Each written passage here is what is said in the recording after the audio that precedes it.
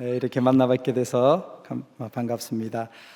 저는 소개받은 대로 아프리카 탄자니아 킬리만자로 지역에서 킬리만자로 산자락에서 행복한 선교, 신나는 선교를 11년째 하고 있는 이태석 선교사입니다.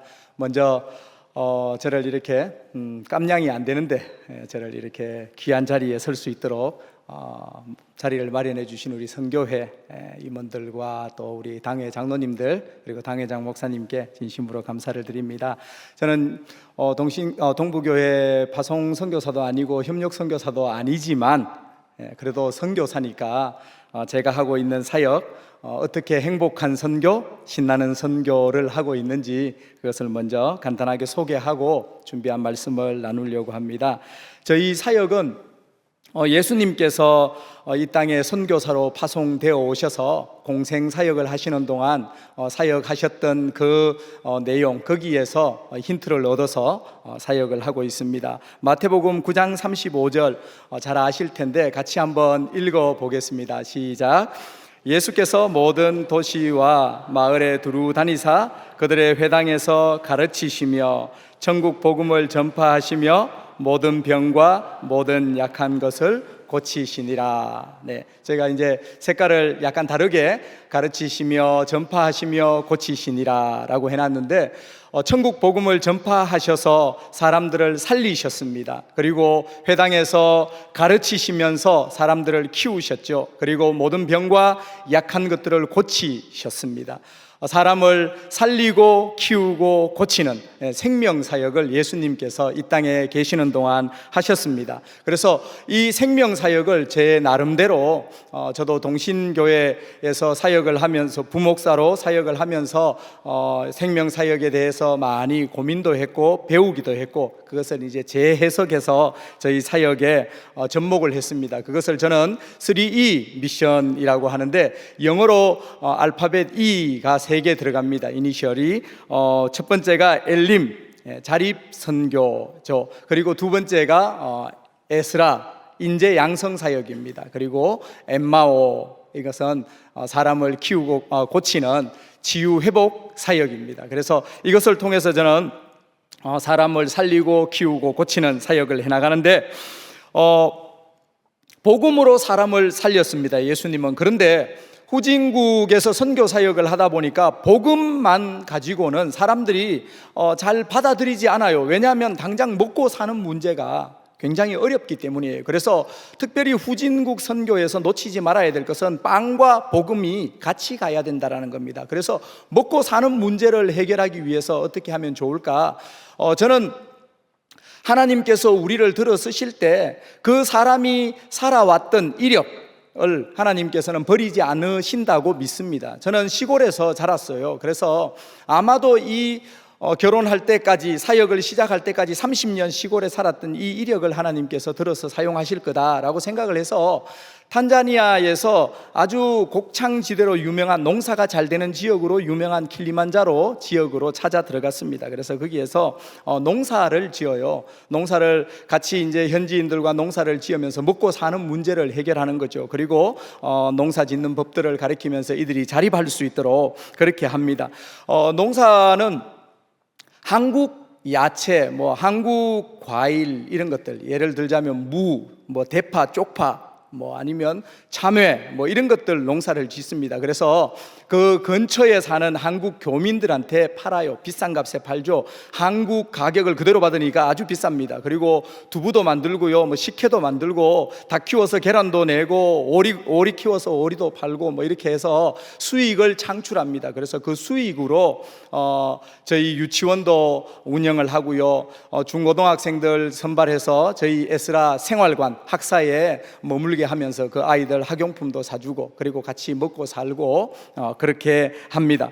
그렇게 해서 이제 이 사역 선교에 있어서 아주 중요한 것 지속 가능한이라는 키워드가 있습니다. 선교사가 없어도 이 하나님의 사역은 계속 지속 되어야 합니다. 요즘 한국 교회가 어려워지니까 선교도 많이 위축이 돼요. 그렇지만은 선교사가 없어도 현지인들이 이 사역을 지속해 나가려면 거기에서 수익을 창출하는 방법들을 가르쳐야 된다라고 봤습니다. 이것이 엘림 사역입니다. 그리고 에스라 사역은 인재 양성 사역이에요. 어린 아이들, 미취학 아동을 한 30명 정도 동네에서 이제 애들을 데리고 와서 그 아이들이 선교원에서 하나님의 말씀을 배우고 그렇게 자라나가도록 해서 초등학교에 들어가고, 초등학교에 들어가면 그 아이들을 토요일마다 방과 후 학교를 해서 그 아이들에게 복음을 전하면서 또 학교 공부를 가르치고, 그리고 중학교 세컨다리라고 하는데 그 세컨다리 학생들, 중학교 학생 1학년을 4명을 선발해 가지고 그 아이들과 함께 같이 살아요. 아침이면 학교 보내고 저녁에 돌아오면 같이 성경 공부도 하고 기도회도 하고 하면서 그냥 같이 24시간 학교 갈 시간 외에는 같이 사는 거죠. 그리고 공휴일이나 주말에는 같이 또 일합니다. 밭에서 일하고. 그렇게 이 아이들이 2학년 올라가면 다시 중학교 1학년 4명을 뽑아옵니다. 그러면 8명이 되죠. 그렇게 또 키우다가 얘네들이 3학년, 2학년 올라가면 다시 또 1학년을 뽑아오고 해서 그렇게 16명이 살 수 있도록 생활관을 준비해서 그들과 함께 같이 생활하는데,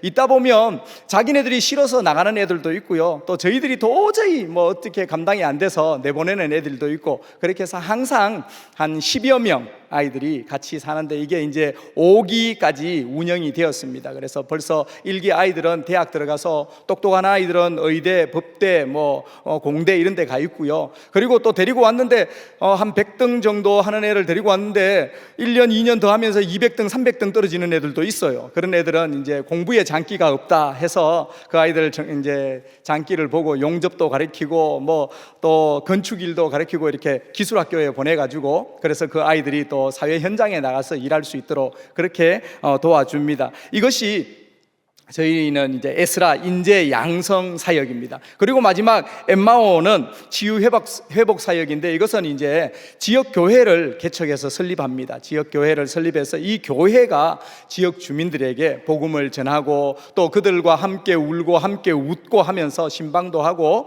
그들이 어려울 때 가서 도와주고 이런 일들을 합니다. 일단 장례식이라든지 또 애들이 출산하면 또 출산하는 용품이라든지 이런 거 지원해 주고요.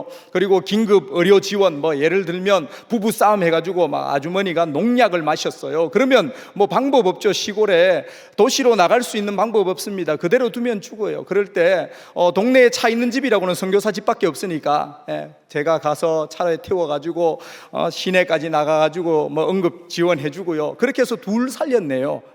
그리고 만삭의 아주머니가 임신해서 나가는데 길이 막혀가지고 가지 못해서 움막에서 애를 낳고, 그런 애를 또 병원에 데리고 와서 케어를 하고, 이런 사역들 하고요. 그리고 가로등도 설치를 하고, 또 홍수가 나서 도로가 끊어지면 도로 보수 사역도 하고, 그리고 또 시골 교회 십자등 있죠. 네온 사인 십자등도 달아주고 이런 사역들. 그리고 동네 사람들이, 제가 처음 들어갔더니 동네 도랑물, 그냥 논에 있는 물을 퍼다가 마시고 있어요. 그러니까 온갖 질병에 그대로 노출되는 거죠. 그래서 지하수를 뚫어가지고 그들에게 식수도 공급하고, 또 전기가 거의 없어요. 그래서 또 그 나라에 한전이라고 하는 타네스코하고 또 계속해서 협상해가지고 한 4, 5년 만에 또 트랜스포머를 끌어와서 동네에 전기도 보급하고 이런 사역들을 하고 있습니다. 그래서 이것은 교회 이름으로 모든 것들을 해나갑니다. 그래서 엠마오 장로교회를 세워서 이 교회가 그런 사역들을 하고 있어서 치유 회복 사역이라고 이름을 붙였습니다. 저희는 이렇게 3E 미션을 통해서 행복한 선교, 신나는 선교를 날마다 누리고 또 만끽하고 그렇게 있습니다. 한 11년 동안 처음에 이제 사역지를 사서 동네 아이들이 학교도 안 가고 할 일 없이 계속 있어요. 그래서 그 아이들과 약속을 해가지고 나무 밑에서, 나무 그늘에서 예배를 드렸어요. 한 첫날 17명인가 왔더라고요. 그래서 그 아이들하고 예배를 드렸는데 이제 계절이 조금씩 바뀌니까 그늘 위치도 바뀌고 이제 햇빛이 너무 따가워지고 인원도 많아지고, 그래서 그때 닭을 키우겠다고 양계장을 하나 지어놨었는데 양계장 안으로 이제 다 들어갔어요. 그래서 양계장에서 예배를 드리는데 한 4, 50명 모이니까 양계장도 꽉 차고 이제 자꾸 성도들이 그러는 거예요. 우리는 닭도 것도 아닌데 왜 자꾸 여기서 예배 드리냐, 교회를 짓자 막 이래가지고, 아직까지 우리는 뭐 집사님도 없고 장로님도 없고 교회 짓는 거 중요치 않다, 우리가 먼저 믿음이 바로 서야 된다 이러면서 계속 미뤘어요. 그러다가 성도들이 자꾸 교회를 짓자 하는데, 제가 생각하는 예배당과 성도들이 생각하는 예배당이 좀 다르더라고요. 그래서 성도들이 생각하는 건 이렇게 세차장처럼 쇠 기둥만 세워갖고 지붕을 하는 이 텐트 같이 생긴 그런 예배당을 생각한 거예요. 그래서 그러면 내가 재료를 살 테니 대신 너희들이 지어야 된다 그랬더니 성도들이 자기네들이 짓겠대요. 그렇게 지어가지고 텐트 교회, 임시 막사 교회에서 예배를 드리다가, 또 유치원을 또 한국의 드림스 드림이라는 기관에서 후원을 받아서 유치원을 짓는데, 그 유치원 강당에서 또 예배를 드리다가, 그러다가 인원이 이제 한 100명 차니까 막 강당이 더 이상 움직일 수 없을 정도로 막 덥기도 하고 빡빡하고요. 그래서 성도들이 자꾸 교회를 짓재요. 그래서 성도들하고 약속을 했어요. 코로나 기간에 100명 넘게 3주 연속으로 계속 오면 우리 4주째 하나님께서 허락하시는 줄 알고 교회 짓기로 우리 이렇게 다짐을 하고 출발하자 그랬는데, 정말 막 몇 달을 안 되더니 9월께 돼서요, 성도들이 3주 연속으로 100명 이상 막 계속 오는 거예요. 그래서 하나님께서 지으라는 사인인가 해가지고요, 그렇게 해서 예배당을 한 300~400명 들어갈 수 있는 예배당을 지어서 지금은 예배를 드리고 있습니다. 에스라 1기 학생 중에 신학을 간 친구가 있어요. 그래서 이 친구가 이제 탄자니아에서 3년을 공부를 하고 케냐로 유학 가서 3년을 하고, 그래서 이제 올해 12월이면 졸업을 합니다. 그러면 내년에 돌아오면 목사 안수를 받게 되는데, 이 친구가 목사 안수를 받으면 이제 한 교회에 또 목사 둘 있을 필요는 없잖아요. 그러니까 선교사가 있으면 계속 눈치 볼 테고, 아무래도 현지인 자기네들이 이제 맡아서 해가야 될 교회인데 제가 거기에 있을 필요는 없는 것 같고, 그래서 이 목사님이 돌아오는 시점을 맞추어서 저희가 이제 이 사역을 이양을 하고 떠나기 위해서, 선교 사역을 하다 보면 선교사님들이 이륙은 멋있게 잘해요. 이륙은 잘하는데 이 착륙이 안 되는 경우가 많습니다. 그래서 선교사님이 거기서 계속 뭐 상황 노릇을 하면서 그렇게 머물러 있는 경우들이 있습니다. 그래서 저희는 처음부터 어느 시점이 되었을 때 떠나야 되겠다라고 해서, 그래서 10년 정도 되었는데 하나님께서 큰 은혜 주셔서 우리 제자들이 이제 전도사님들이 3분이 나오고, 이분들이 이제 교회를, 지금 제가 한국 나와 있어도 주일 예배를 드리고 이렇게 잘 합니다. 그래서 이 전체 사역지 이양을 하기 위해 가지고 탄자니아 내무부에 이제 미션 등록 3E 미션으로 미션 등록을 지금 신청해 놓은 상태입니다. 2월에 신청해서 이게 성인만 나면 이제 명의라든지 재산권이라든지 운영권이 이제 다 넘어가는 거예요. 그러면 저는 이제 그 친구들한테 비자를 받아서, 노동 비자, 거주 비자를 받아 가지고 이제 다른 제3의 사역지로 가서 또 똑같이 땅을 사고 나무 밑에서 예배드리고 또 닭장에서 예배드리고 이렇게 해서 또 하나 교회를 이루어 가려고 그렇게 준비를 하고 있습니다. 그러던 차에 지난해 말 11월에 아내가 갑자기 급하게 치료해야 될 일이 있어서 지금 한국 들어와서 지금 치료를 하고 있고 거의 마무리되어 가고 있습니다. 이렇게 해서 저희 사역을 간단하게 소개를 드리고요. 질문 하나 드리면요, 선교 하면 여러분은 어떤 생각이 드십니까? 선교하면 제일 먼저 떠오르는 게 뭐 힘들다, 어렵다, 고생스럽다, 선교는 순교다, 뭐 이런 생각들을 많이 하십니다. 맞죠? 그런데요, 저는 그렇게 생각하지 않습니다. 선교에 대한 대단한 오해고 착각이에요. 선교는 굉장히 신나고 행복한 겁니다. 해외에 살다 보면 천국 바로 다음에 좋은 나라가 한국이라고 해요. 한국. 그래서 여러분들께 질문해 봅니다. 여러분, 천국 바로 밑에 한국에 사시는 여러분들은 매일매일 막 신나고 행복하죠? 걱정 조금도 없고 날마다 막 신나잖아요. 그렇죠? 아니에요? 왜 대답이 우울해요? 네. 우리가 이 땅에 살아갈 때 창세기 8장의 노아 홍수 후에 말씀에 보니까 이렇게 적혀 있더만요. 땅이 있을 동안에는 심음과 거둠과 추위와 더위와 여름과 겨울과 낮과 밤이 쉬지 아니하리라. 이게 무슨 말이에요? 하나님께서 인생을 수고롭게 하셨습니다. 이 땅에 사는 날 동안에요, 어려운 일도 있고 쉬운 일도 있는 겁니다. 어떤 날은 행복하고 어떤 날은 행복하지 않는 경우가 있는 거죠. 그러면 행복한 선교, 신나는 선교가 불가능한 겁니까? 아니죠. 우리가 행복이라고 할 때는요, 상황적 행복과 영원한 행복이 있습니다. 상황적 행복은요, 현상적인 거예요. 일이 잘 풀리고 뭔가 좀 잘 되고 하면 행복해요. 그런데 갑자기 일이 터지고 어려워지면 그 행복이 온데간데 없어지는 거죠. 그런데 반대로 영원한 행복은요, 상황과 상관없어요. 어떤 시인이 노래했던 것처럼 높은 산이 거친들이 초막이나 궁궐이나 내 주 예수 모신 곳이 그 어디나 하늘나라. 마음속에 예수님을 모시고 살면 그곳이 어디든지 행복할 수 있는 거예요. 때로는 어려움이 있을 수 있습니다. 때로는 저처럼 갑자기 아내가 치료를 해야 되는 질병이 있어서 들어와가지고 병원 신세 질 수도 있습니다. 그렇다고 저희 행복이 사라집니까? 아니요. 우리 마음속에 예수 그리스도께서 계시면 우리는 어디 가나 행복할 수 있는 거죠. 그래서 저는 오늘 읽었던 말씀을 가지고 여러분들과 이 영원한 행복, 우리가 선교 현장에 있으면서도 이 행복을 누리고 맛보고 만끽할 수 있는 그 비결을 여러분들과 잠시 나누려고 합니다.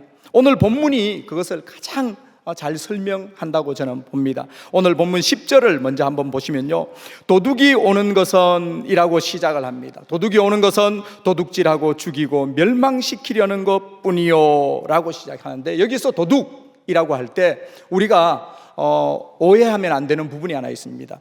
도둑, 단순 절도범이죠. 어떤 편의점에 가서 물건 하나 음료수 하나 훔치거나 이런 거, 단순 절도범을 우리는 생각할 수 있습니다. 그런데 여기에서 이야기하는 도둑은요, 그런 도둑이 아니에요. 우리가 이 도둑이라는 것을 이해할 때 놓치지 말아야 될 것이, 하나님께서 천지를 창조하셨습니다. 창조하실 때 눈에 보이는 것과 눈에 보이지 않는 것들을 창조하셨어요. 그래서 눈에 보이는 우리 이 세상 우주 만물이 있고, 눈에 보이지 않는 영적인 세계가 있습니다. 그래서 여기서 도둑이라고 할 때는 이 영적인 세계의 공중권세 잡은 자 사탄 마귀를 염두에 두고 보셔야 합니다. 이 도둑이 와서 하는 일 첫 번째가 뭐죠? 10절에 보니까 도둑이 오는 것은 도둑질하고입니다. 도둑질하고. 이 도둑에 대해서 가장 잘 설명하는 구절이 있어요. 요한복음 8장 44절인데요. 거기 보면 그는 처음부터 살인한 자요, 진리가 그 속에 없으므로 그는 처음부터 그가 거짓말쟁이요 거짓의 아비니라 라고 말씀하고 있습니다. 거짓말쟁이요 거짓의 아비. 이게 도둑을 상징하는 단어예요. 대표적인 표현입니다. 그러면 이 거짓의 아비, 사탄 마귀, 요한계시록에서는요, 우리 형제들을 밤낮 참소하던 자다 라고 이야기해요. 우리를 참소하고 우리를 속이는 거짓의 아비, 이들이 우리의 인생을 속여서 도둑질합니다. 우리의 무엇을 도둑질합니까? 우리의 시간을 도둑질하고요, 우리의 건강을 도둑질하고, 우리의 돈을 도둑질하고, 그렇게 해서 우리 인생 전체를 도둑질해버리는 겁니다. 하나님을 우리 삶의 우선순위에서 끌어내리고요, 그렇게 우리를 속여서 우리 인생을 망쳐놓는 겁니다. 그래서 우리 성도들이 속으면요, 이런 착각을 합니다. 돈이면 다 된다. 돈이 있어야 행복하다. 건강해야 행복하다. 많이 배워야 된다. 좋은 대학에 가서 좋은 직장에 가야 된다. 좋은 배우자를 만나야 행복하다. 나는 이렇게 어렵게 살지만 내 자식들만큼은 꽃길을 걷게 하기 위해서 주일날에도 예배를 포기하고 직장에 가서 돈을 벌어서 자식들 학원 보내고 좋은 배우자 만나도록 해줘야 된다. 그렇게 우리가 속고 착각하게 됩니다. 예배 자리를 멀리하게 되는 거죠. 제가 돈이 필요 없다, 건강이 필요 없다라고 이야기하는 거 아니에요. 있어야 합니다. 그러나 항상 1순위, 우선순위에 하나님이 계셔야 합니다. 예수 그리스도께서 계셔야 합니다. 그러나 예수 그리스도가 계셔야 할 그 자리에, 하나님이 계셔야 할 그 자리에 우리는 돈을 올려놓고 명예를 올려놓고 엉뚱한 것을 올려놓고 있다는 거죠. 도둑이 우리에게 하는 것은 도둑질하는 겁니다. 이 말씀을 묵상하다가 하나 깨달은 게 있습니다. 이 요한복음 10장은요, 시편 23편과 아주 짝이에요. 진짜 잘 어울립니다. 읽어보면 막 그림이 같아요. 그런데 시편을 읽다가 23편을 읽다가 깨달은 게 하나 있습니다. 저도 젊었을 때 그렇고 지금도 뭐 젊지만 젊었을 때 그렇고 막 돈을 쫓아가고 뭔가 막 이루어 보겠다고 열심히 막 쫓아갑니다. 뭐든 한번 해보겠다고 아등바등 하면서 달려갔는데 그게 아니더라고요. 하나님의 복은 우리가 막 쫓아가가지고 막 억지로 달려가가지고 쟁취하는 게 아니고요, 하나님의 복은 우리를 따라오는 거더라고요. 나의 평생의 선하심과 인자하심이 정녕 나를 따르리니 내가 여호와의 집에 영원히 거하리로다. 이 구절을 읽는데 그렇구나, 내가 뭔가를 막 이루어내기 위해서 아등바등 달려가는 것이 아니라 그의 선하심과 인자하심이 정녕 나를 따라야 되는구나, 그 비밀을 제가 깨달았던 거예요. 그래서 우리가 사단에게 속으면 안 돼요. 사단이 하는 것은 도둑질하는 겁니다. 그러면 왜 도둑질을 할까요? 왜 도둑질을 하죠? 그들의 목적은 분명합니다. 죽이기 위해서.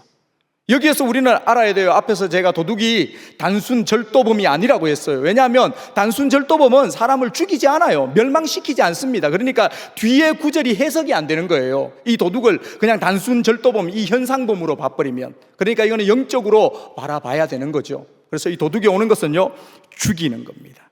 우리가 뭐 도둑질 좀 당한다고 끝난 거 아니잖아요. 왜냐하면 하나님을 만나면 언제든지 우리 인생 역전이 일어난다는 걸 이 사단들이 알아요. 도둑들이 알아요.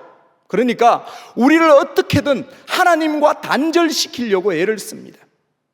하나님과 단절되는 것, 그것이 곧 죽음입니다. 도둑이 오는 것은 도둑질하고 죽이고, 죽이는 방법은요, 하나님과 단절을 만들어내는 겁니다. 이 어떤 이단에서, 이 내용은 굉장히 좋아요. 내용 자체는 문제가 없습니다. 여기 제가 소개하는 이 내용은. 그런데 특정 이단에서 사용하니까 좀 찝찝하기는 합니다. 이런 겁니다. 하나님께서 천지를 창조하셨습니다. 공중의 새와 바다의 물고기와 들판의 풀과 나무를 만드셨습니다. 하나님께서 하늘의 새에게는 날개를 주셨습니다. 그 날개를 가지고 창공을 훨훨 날아다닐 때 새는 가장 새답고 행복합니다. 물속의 물고기에게는 지느러미를 주시고 부레를 주셨습니다. 이 지느러미를 가지고 물속을 헤엄쳐 다닐 때 물고기는 가장 물고기답고 행복합니다. 들판의 나무에게는 하나님께서 뿌리를 주셨습니다. 그 뿌리를 땅속에 깊이 받고 그 뿌리로 수액을 공급받고 영양을 공급받을 때 나무는 가장 푸르르고 나무답고 행복합니다. 하나님이 사람을 만드셨습니다. 사람에게는 무엇을 주셨죠? 사람에게는 영혼을 주셨습니다. 이 영혼을 하나님께 접속해서 하나님으로부터 말씀을 받고 하나님으로부터 생명을 공급받을 때 우리 사람은 가장 사람답고 행복한 겁니다. 아멘이십니까? 네. 여기까지는 아무 문제 없어요. 다락방에서 애들 복음 편지라고 막 외우게 해갖고 전도에 쓰는 내용인데, 이것을 우리는 기억해야 됩니다. 우리는요, 하나님께서 영혼을 주셨어요. 그 코에 생기를 하고 불어넣으시니 생명이 된지라. 우리는 하나님께 영혼을 받았습니다. 이 영혼을 하나님과 연결해서 우리가 살아갈 때 가장 사람답고 가장 행복할 수 있습니다. 그런데 요한복음 15장 5절 6절 한번 읽어볼까요? 우리 다 같이 시작. 나는 포도나무요 너희는 가지라. 그가 내 안에 내가 그 안에 거하면 사람이 열매를 많이 맺나니 나를 떠나서는 너희가 아무것도 할 수 없음이라. 사람이 내 안에 거하지 아니하면 가지처럼 밖에 버려져 마르나니 사람들이 그것을 모아다가 불에 던져 사르느니라. 나는 포도나무여 너희는 가지다. 우리가 예수님께 붙어 있을 때 절로 과실을 맺습니다. 그런데 우리가 하나님께로부터 예수님께로부터 떨어져 버리면 아무 쓸데없이 모아다가 불에 던져버리는 신세가 되는 거예요. 잊지 말아야 될 것은 우리가 하나님과 연결되어야 한다는 겁니다. 사탄은 이렇게 해서 우리에게 돈이면 된다, 명예면 된다, 권력이면 된다, 건강이면 된다, 자식이면 된다, 엉뚱한 것을 우리에게 쏘겨가지고 거기에 몰입하게 하고 하나님과 단절을 이루어서 우리를 죽게 만드는 겁니다. 그런데 죽이는 것으로 끝내지 않죠. 세 번째, 도둑은 도둑질하고 죽이고 멸망시키려는 것뿐이요. 이 멸망이 무엇입니까? 죄와 허물로 죽었던 우리를 살려내시는 주님의 능력을 사단이 왜 모르겠습니까? 사단이 예수님을 알아요. 사단이 하나님을 압니다. 걔네들이 죄와 허물로 죽었던 우리들을 다시 살려내는 그 주님의 능력을 왜 모르겠어요? 그러니까 이들이 우리를 멸망시키는 방법은요, 영원히 이 예수님과 접속될 수 있는 기회를 박탈해버리는 겁니다. 예수님을 믿을 수 있는 기회, 예수님과 접속될 수 있는 기회를 박탈해버리는 것, 그것이 멸망입니다. 성경에서 장수를 복이라고 합니다. 맞죠? 오래 사는 것을 복이라고 해요. 그러면 제가 질문 하나 할게요. 여러분, 천국에는 슬픔도 없고 눈물도 없고 아픔도 없고 근심도 없습니다. 맞죠? 맞죠? 그런데 이 땅에는 심음과 거둠과 추위와 더위와 여름과 겨울과 낮과 밤이 계속 우리 인생을 수고롭게 합니다. 천국이 좋습니까? 이 땅이 좋습니까? 그런데 왜 여러분들 주님 내일 아침에는 눈 뜨면 천국에서 주님 앞에 눈 뜨게 해주십시오라고 기도 안 해요? 천국이 좋다면서요. 오늘부터 우리는 이제 기도를 바꿔야 될 줄 믿습니다. 아멘. 왜 대답이 우울하세요? 성경에서는 장수를 복이라고 해요. 왠지 아세요? 믿지 않는 자들은 병상에서 환자로 누워 있어도 하루라도 더 살아야 우리 동부교회 성도님들이 가서 복음을 전하잖아요. 복음을 들을 수 있는 기회를 얻는 거예요. 하루라도 더 살아야지 예수 그리스도와 접속될 수 있는 기회가 있어요. 어떻게든 살아야 됩니다. 그리고 예수 믿는 우리들은요, 하루라도 더 살아야 하늘의 상급을 쌓는 기회가 주어집니다. 이대로 우리 가면요, 십자가의 한편 강도처럼 정말 마지막에 부끄러운 구원을 얻은 자처럼 그렇게 천국 갈 수 있잖아요. 천국 가서 아브라함도 몰라요, 이삭도 몰라요, 베드로를 만나도 할 이야기가 없어. 왜? 성경을 읽어본 적이 있어야지, 성경을 들어본 적이 있어야지. 구원은 받았어요. 눈물도 없고 아픔도 없고 슬픔도 없는 천국은 맞아요. 그런데 베드로도 모르고 이삭도 모르고 아브라함도 몰라요. 여러분, 그렇게 살고 싶어요? 저는 예수님 만나면, 예수님 그때 정말 못 박힐 때 어땠어요? 아브라함을 만날 때 그 모리아 산에서 칼을 들고 이삭에게 찌르려고 할 때 심정이 어땠나요? 저는 막 이야기하고 궁금한 게 너무 많아요. 그런데 이 땅에서 우리가 주를 위해서 헌신한 것도 없고 주를 위해 희생한 것도 없이 주님 앞에 갔을 때 받을 상급이 뭐 있나요? 하루라도 더 살아야지 우리가 선교 헌신 예배 한 번이라도 더 할 거 아니에요. 아멘. 네? 그래서 성경은요, 장수를 복이라고 하는 겁니다. 우리가 이 땅에 살아야 합니다. 그래야 하나님과 접속될 수 있고 예수 그리스도와 접속될 수 있는 기회를 얻는 거예요. 그런데 사단이 이걸 눈뜨고 안 보는 거죠. 이 기회를 박탈하려고 어떻게든 우리를 하나님과 단절하고 영원히 하나님을 믿지 못하게 하려고 우리를 멸망의 길로 끄집어 가는 겁니다. 이런 현상, 도둑질 당하고 죽임을 당하고 멸망당하는, 주님이 없는 곳이 우리가 나아가야 될 선교지고 우리가 전해야 될 복음을 알지 못하는 영혼들입니다. 우리의 가족들이고 우리의 친척들이고 우리의 동료들입니다. 그들은 그 상황 가운데 있는 거죠. 그러면 하나님께서 이런 공중권세 잡은 자들의 연쇄 범죄, 이것을 그대로 방치하실까요? 내버려 두실까요? 아니요. 그 뒤에 10절 중반부부터 내가 온 것은 이라고 하죠. 내가 누굽니까? 여기에서 내가 온 것은 양으로 생명을 얻고 더 풍성히 얻게 하려 함이라 했는데, 여기서 내가 누굽니까? 예수님이시죠. 예수님이 이 땅에 오셨습니다. 예수님이 여러분의 삶의 현장에 오셨습니다. 예수님이 여러분의 가정에 오셨습니다. 이게 다른 종교와 다른 거예요. 다른 종교는요, 저 팔공산 갓바위까지 올라가야 되고 파괴사까지 올라가야 되고요, 연등을 돌아야 됩니다. 그러나 예수님께서는 여러분의 삶의 현장에 찾아오셨습니다. 저는 1973년 1월 3일 밤 11시경 경북 달성군 하빈면 봉촌리 207번지 소재 초가집 작은 방에서 아랫목에서 태어났습니다. 이게 뭘 의미하는 거죠? 헤롯 왕이 통치하던 때에 베들레헴 말구유에서 나신 예수님. 저는 이 땅에 태어난 역사적인 시점과 지점이 있습니다. 예수님도 동일하게 이 땅에 태어난 시점과 지점이 있으신 우리와 동일하신 분이십니다. 예수님이 여러분의 한숨을 아셔요. 여러분의 눈물을 아셔요. 여러분의 근심을 아십니다. 여러분의 기도 제목을 이해하신단 말이에요. 그 예수님이 여러분에게 오셨습니다. 왜 오셨을까요? 생명을 주시려고.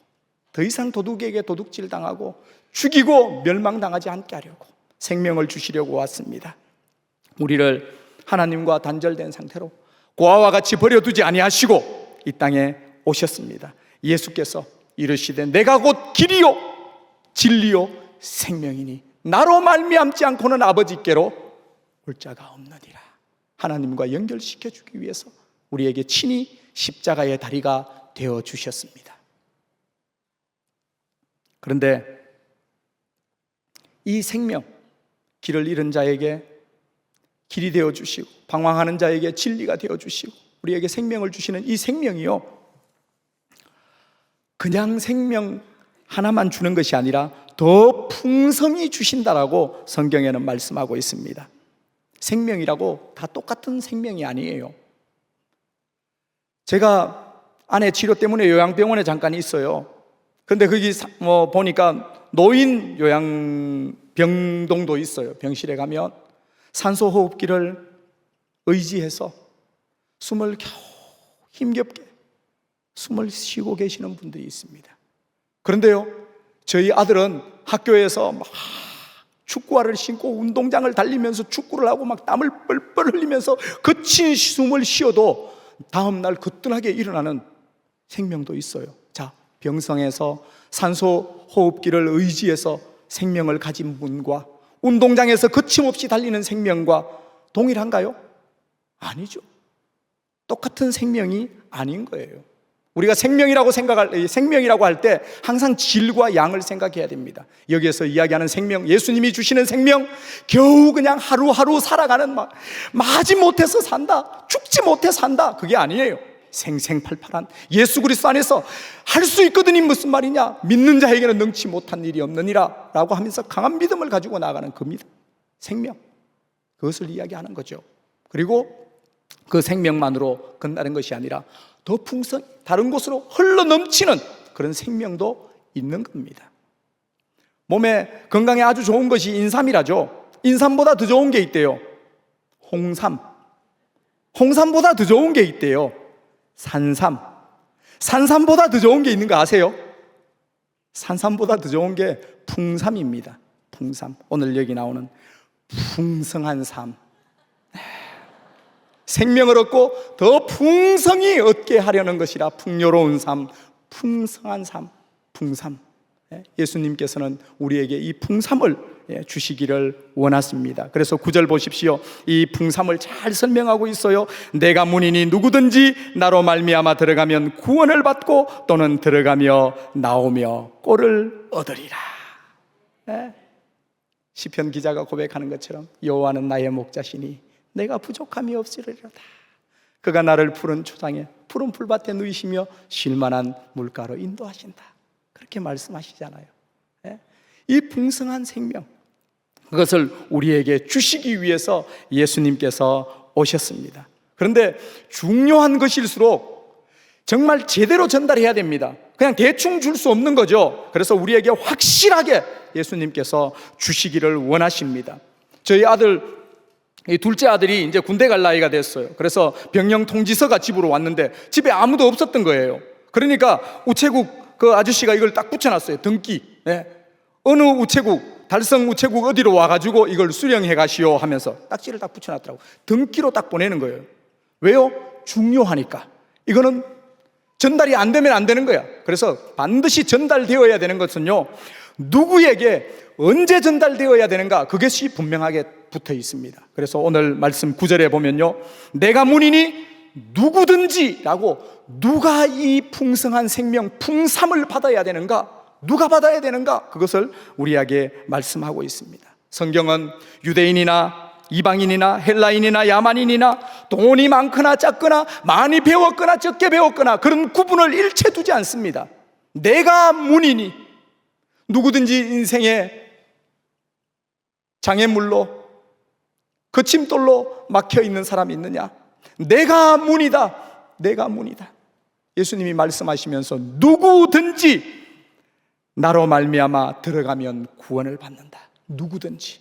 그래서 여러분들, 누구든지 주님이 주시는 풍성한 생명이 필요하시면 주여라고 마음속으로라도 하시면 우리의 신음한 소리도 들으시는 주님께서 그 문을 활짝 열어주실 줄 믿습니다. 그러면 언제부터 받습니까? 오늘 이 본문에서요 10절을 자세히 보시면 우리가 꼭 알아야 되는 거 있습니다.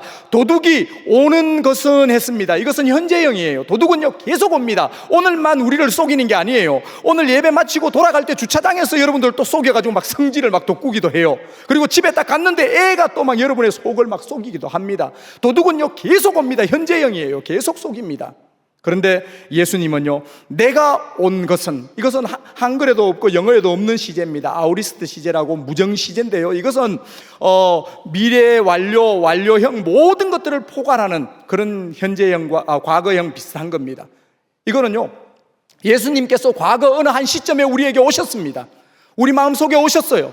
우리를 구원하셨습니다. 그리고 우리 마음속에 좌정하셔서 우리를 다스리십니다. 여러분이 필요를 느끼실 때 언제든지 주님이라고 하면 주님께서 여러분에게 생명과 더 풍성한 생명, 풍삼을 허락하시려고 주님은 지금도 여러분의 마음 보좌에 앉아서 기다리고 계시는 줄 믿습니다. 그래서 언제요? 지금 당장 여러분이 필요를 느끼실 때 주님이라고 부르면 주님께서 여러분에게 이 일을 해주시는 줄 믿습니다. 그래서 영접하는 자, 곧 그 이름을 믿는 자들에게는 하나님의 자녀가 되는 권세를 주셨습니다. 내 말을 듣고 나 보내신 이를 믿는 자는 영생을 얻었고 심판에 이르지 아니하나니 사망에서 생명으로 옮겼느니라. 이미 옮겨졌습니다. 그래서 여러분들, 이 풍성한 생명 누구든지 언제든지 여러분들이 누릴 수 있습니다. 그런데 중요한 게 있습니다. 아무리 알고 이것이 중요한 줄 알아도 이것을 내가 실천하지 않으면 내 삶에 아무런 영향력이 없어요. 이것에 이 말씀을 내 것으로 받아들이는 것, 그것은 바로 순종하는 거고 실천하는 겁니다. 그래서 이것을 우리에게 어떻게 실제 적용을 할 수 있느냐, 그것을 알기 위해서는요, 오늘 이 풍삼, 이것은 내가 누려도 되고 안 누려도 되고 받아도 되고 안 받아도 되는 것이 아니라 하나님께서 반드시 누리도록 우리에게 주신 하나님의 뜻이고 하나님의 계획이라는 겁니다. 이것은요, 하나님의 성품과 연결되어 있어요. 하나님의 성품은요, 사랑이시죠. 요한일서 4장 8절에 하나님은 사랑이심이라 라고 적혀 있습니다. 하나님은 사랑이다. 사랑이라고 할 때 동사입니다.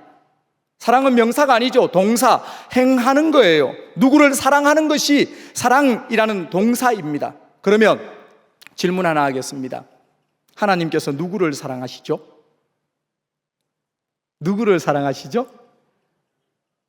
우리를 사랑하시죠? 여러분을 사랑하시죠? 네. 그러면 우리가 만들어지기 전에 태초에 땅이 혼돈하고 공허하며 흑암이 깊음 위에 있고 하나님의 영은 수면 위를 다니시니라 할 때, 태초에 우리가 지어지기 전에 하나님은 누구를 사랑하시죠? 하나님은 사랑이시여요. 그러면 태초에는 하나님은 사랑이 아니에요? 세상이 천지가 창조되기 전에는 하나님이 사랑이 아니신가요? 누구를 사랑하셨죠? 그때는 하나님, 성부 하나님은 성자 하나님을 사랑하십니다. 성자 하나님은 성령 하나님을 사랑하시죠. 성령 하나님은 성부 하나님을 사랑하십니다. 서로 이렇게 사랑하는데 너무 좋은 거야. 이 사랑이 너무 행복한 거야. 너무 신나는 거야. 그래서 이 사랑을 하나님께서 확대하시고 싶으셨어요. 그래서 하나님 당신의 형상대로 사람을 지으셨어요. 이 사랑을 확대하고 싶었어요. 이 행복을 더 크게 풍성히 누리기 위해서 사람을 만드셨어요. 그런데 우리가 죄를 지어서 이것을 상실해버리고 만 거예요. 그래서 하나님께서 예수 그리스도를 보내셔서 우리의 그 죄의 문제를 해결하고 다시 하나님의 사랑을 풍성히 맛보도록, 이 풍삼을 누리도록 하나님께서 세우신 계획입니다. 그렇기 때문에 우리는 반드시 행복해야 합니다. 예수 그리스도를 내 마음에 모시고 높은 산이나 거친 들이나 초막이나 들판이나 어느 곳에 있더라도 우리는 행복해야 하는 겁니다. 철수가 길을 가는데 아버지를 만났어요. 아버지가 돈 10,000원을 떡 주시는 거예요. 평소에 용돈 주시는 분이 아닌데. 그래서 오늘 진짜 수지 만났다.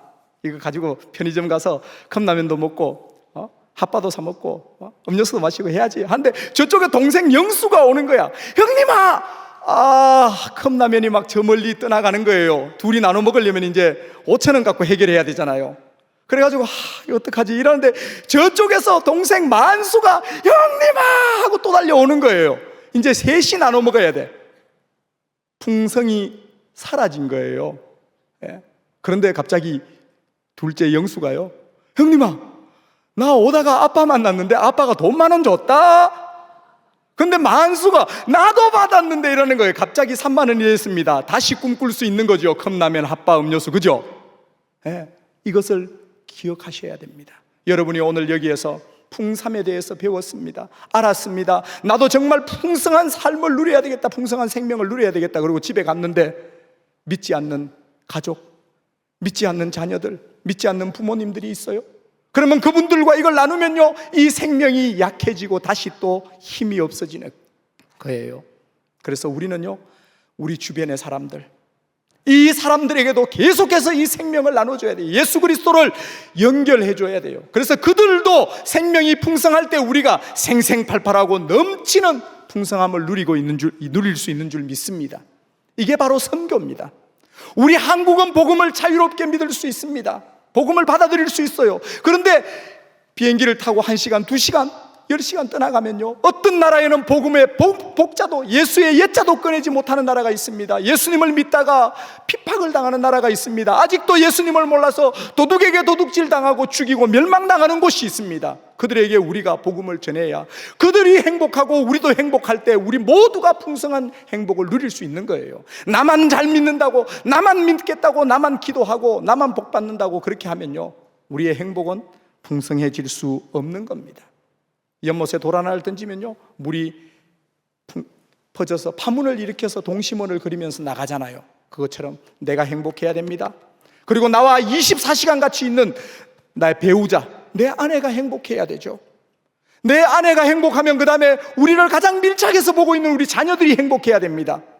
그 자녀들이 행복하면 우리와 함께 선교를 동력하는 스태프들, 우리 전도사님들, 우리 직원들이 행복해야 되죠. 그러면 우리 교인들이 행복하고, 우리 지역 주민들, 마을 사람들이 행복하고, 그렇게 지역 사회가 바뀌어가는 겁니다. 여러분이 먼저 행복해야 됩니다. 그리고 여러분의 가족이 행복해야 됩니다. 여러분의 직장이 행복해야 되고요. 그래야 여러분의 또 교회가 행복하고 지역 사회가 행복하고 이렇게 퍼져 나가는 겁니다. 그리고 이 풍성한 생명, 이것은요, 하나님의 명령입니다. 하나님의 명령. 하나님께서 처음 사람에게 주신 인류 명령, 문화 명령이라는 거 있죠. 창세기 1장 28절입니다. 우리 같이 한번 읽어볼까요? 시작. 하나님이 그들에게 복을 주시며 하나님이 그들에게 이르시되 생육하고 번성하여 땅에 충만하라, 땅을 정복하라, 바다의 물고기와 하늘의 새와 땅에 움직이는 모든 생물을 다스리라 하시니라. 하나님께서 우리에게 땅을 정복하라, 다스리라 라고 하셨습니다. 뭘로요? 권력으로, 힘으로, 무력으로 다스립니까? 아니요. 우리는 복음으로, 예수 그리스도의 복음으로 정복하고 다스리며 그것을 관리해야 될 줄 믿습니다. 그리고 예수님께서 마지막으로 우리에게 유언과 같은 최고 명령을 주셨습니다. 지상 명령이라고 그러죠. 지시하신 최상급 명령. 마태복음 28장 19절 20절입니다. 같이 읽습니다. 시작. 그러므로 너희는 가서 모든 민족을 제자로 삼아 아버지와 아들과 성령의 이름으로 세례를 베풀고 내가 너희에게 분부한 모든 것을 가르쳐 지키게 하라. 볼지어다 내가 세상 끝날까지 너희와 항상 함께 있으리라. 주의 복음을 땅끝까지 가서 전할 때 예수님이 우리와 항상 함께 있으신 거예요.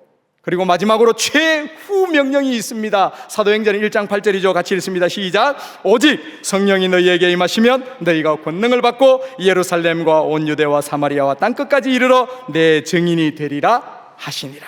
이것은 예수님께서 하늘로 올라가시기 전에 최후 명령으로 주셨지만 여기에 중요한 내용이 있습니다. 성령이 너희에게 임하시면 이 일이 일어날 것이고 이것이 가능할 것이다. 성령이 너희에게 임하시면, 그러면 뭡니까? 창세기에서 하나님께서 우리에게 명령하셨습니다. 마태복음에서 예수님께서 우리에게 명령하셨습니다. 마지막 사도행전에서 성령님께서 우리에게 오시면 이 일이 이루어질 것입니다. 하나님과 예수님과 성령님, 성삼위 하나님께서 우리에게 명령하신 것, 바로 이 복음 전하는 것, 선교밖에 없는 줄 믿습니다. 네. 그리고 마지막으로 이것은요, 이 선교는 다양한 방법으로 할 수 있습니다. 여러분들이 각자 잘 아는 선교사님에게 아니면 여러분의 방법대로 선교를 할 수 있습니다. 그러나 가장 효과적으로 할 수 있는 선교, 그것은 교회를 통해서 하는 겁니다. 왜냐하면 교회는 선교부가 있습니다. 선교부가 선교 전략을 가지고, 선교 방침을 가지고 한 방향으로 나아갈 때 거기에 가장 효과적이고 아주 시너지 효과가 나타나는 거죠. 그래서 여러분들이 그 선교회의 방침대로 교회와 선교를 같이 해나가시면 거기에 하나님의 나라의 역사가 강력하게 일어나는 줄 믿습니다. 여러분, 헌신이 쉽습니까? 헌금이 쉽습니까? 뭐가 쉽죠? 헌신이 쉽습니까? 헌금이 쉽습니까? 오늘 선교 헌신 예배인데 여러분들 다 헌신하셔서 열방으로 나가시겠습니까? 탄자니아, 캄보디아로 가실래요? 헌금이 쉽죠. 여러분이 보내는 선교사, 기도하고 헌금하면요, 그 선교 헌금이 다다르는 곳에서 생명의 역사가 일어나는 거예요. 그리고 그 중에는 헌신하실 분들도 있습니다. 성령님께서 마음 주시면 헌신하셔서 선교지에 가셔서 이 주님의 명령하시고 부탁하신 일을 수행할 수 있는 겁니다. 그러니까 이 선교는요, 갚아야 될 빚입니다. 우리가 갚아야 할 빚. 한 50년쯤 된 것 같아요. 성주 산골에, 성주 인근의 한 산골에 한 아주머니가 시집을 왔어요.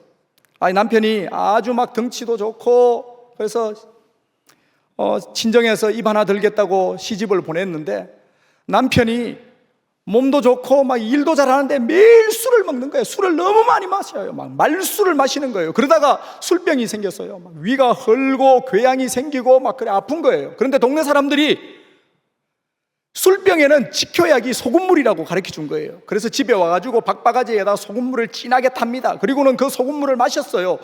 술병으로 위가 헐어있고 위 궤양이 있는 사람이 소금물을 마셨습니다. 어떻게 됐겠습니까? 똘똘 구르는 거죠. 마치 막 미꾸라지에 소금 뿌린 마냥 막 사람이 죽어가는 겁니다. 그런데 이 아주머니는요, 그때 넷째 아이를 가졌어요. 넷째니까 벌써 막 배가죽이 늘어나가지고 6개월쯤 됐는데 배는 벌써 만삭이에요. 그래서 그 만삭의 몸을 가지고 동네에서 니아가를 빌려옵니다. 그리고 신랑을 살려보겠다고 니아가에 실어가 30리끼를 대구로 나옵니다. 그래서 강창 저기 와가지고는 다리가 없으니까 나룻배를 타고 건너와가지고 대구로 와가지고 병원에 갔는데요, 병원에서 안 된다 했대요. 어떡합니까? 살려주십시오. 제발 좀 살려주십시오 하니까, 그때 당시에 대구에서 제일 큰 외국인 선교사가 세운 병원 동산병원이 있는데 거기 한번 가봐라. 거기 가면 혹시 될지 모른다. 그래서 다시 또 택시를 잡아가지고 동산병원으로 갑니다. 그래서 동산병원에서 수술을 했는데 살아버렸어요. 아주머니가 병원 원무과 앞에서 울고 난리가 난 거예요. 왜요?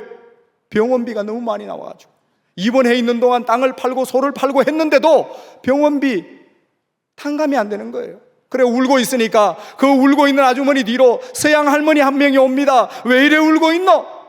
그래서 자초지정을 이야기합니다. 이렇게 했는데 뭐 설거지를 시켜달라 해도 안 된다, 시체를 닦아달라 해도 안 된다, 무조건 돈으로 갚아야 된다는데 돈은 없고 하루라도 더 있으면 입원비는 계속 늘어나고 어떡합니까? 하는데 이 서양 할머니가, 너 예수는 믿나? 교회는 댕기나? 따라오라. 그러더니 원무과에 가서 돈을 내주고는요, 있는 대로 돈을 내주고 또 다 못 내서 뭐월 며칠에 다시 오라 해가지고는요, 그렇게 병원비를 내줍니다. 그래서 퇴원을 했어요. 그 아주머니가 귓전에, 너 예수는 믿나? 교회는 댕기나? 예수 믿으라, 교회 나가라. 그 이야기가 계속 맴도는 거예요. 그래서 동네에 돌아가서 그 동네에 있는 작은 교회에 출석하기 시작합니다. 그렇게 하다가 이제 하루 이틀 지나서 그 아이 뱃속에 있던 아이도 태어났어요. 남자아이입니다. 그 아이가 접니다.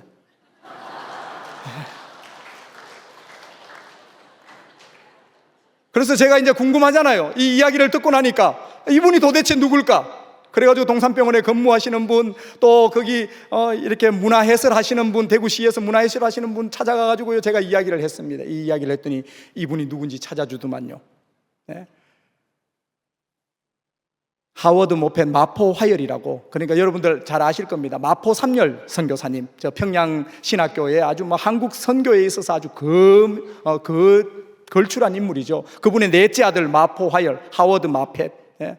이분이요, 동산병원 설립자죠. 예, 초대 병원장입니다. 그런데 이분이 전쟁 6.25로 미국 가서 있다가 부인을 만나고 돌아왔는데 그 미국에서 만난 부인이 마가렛 마펫이에요.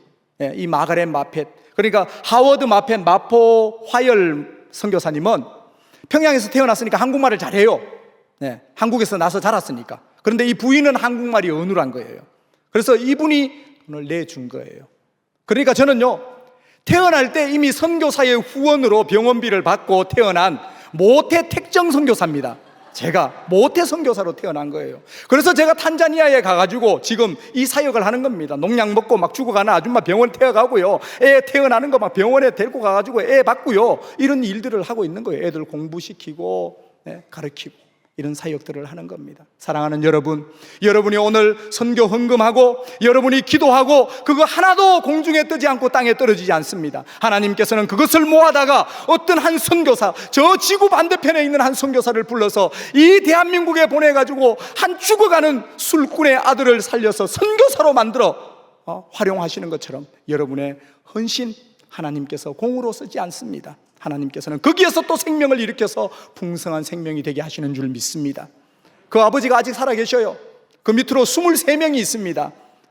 그 23명이 전체 천국에서 다 만날 수 있을지는 모르지만 액면상으로는 다 교회 다닙니다. 올 크리스찬이에요. 교회 직분이요, 목사, 전도사, 장로, 권사, 안수집사, 서리집사, 찬양대, 주일학교 교사, 청년부, 청소년부, 주일학교, 유치부, 없는 부서, 없는 직분이 없습니다. 그 23명이 다 흩어져서 신앙생활을 하고 있습니다. 그리고 그 중에 한 명은 탄자니아 선교사로 가서 그곳에서 그 아이들을 키우면서 또 성도들 한 150명 모아놓고 거기에서 또 이 동일한 사역을 하고 있는 거예요. 사랑하는 여러분, 여러분들이 예수님을 만나셔야 됩니다. 예수의 생명을 여러분들이 가지셔야 돼요. 그래서 이 예수의 생명을 여러분의 가족에게, 여러분에게 동료에게, 여러분의 친척에게, 여러분의 주변 사람들에게 전하고 이것이 계속 퍼져서 선교지로 가서 온 세상이 그리스도의 푸르른 계절이 되면 그때 정말 진정한 행복, 풍성한 삶을 저와 여러분이 누리게 되실 줄 믿습니다. 기도하겠습니다. 살아계신 하나님 아버지, 도둑이 오는 것은 도둑질하고 죽이고 멸망시키려는 것뿐이요 내가 온 것은 양으로 하여금 생명을 얻고 더 풍성히 얻게 하려는 것이라 라는 말씀 가지고 오늘 우리 성도들과 함께 나누었습니다. 이들이 마음속에 선교는 하나님의 뜻을 이루는 것이요 하나님의 명령이요 복음의 빛을 갚는 것이다 라는 부담감을 가지고 한평생 살아가며 주님의 마음을 시원케 하고 풍성한 생명을, 행복한 선교 신나는 선교를 누리며 살게 하여 주시옵소서. 예수님 존귀하신 이름으로 기도드리옵나이다. 아멘.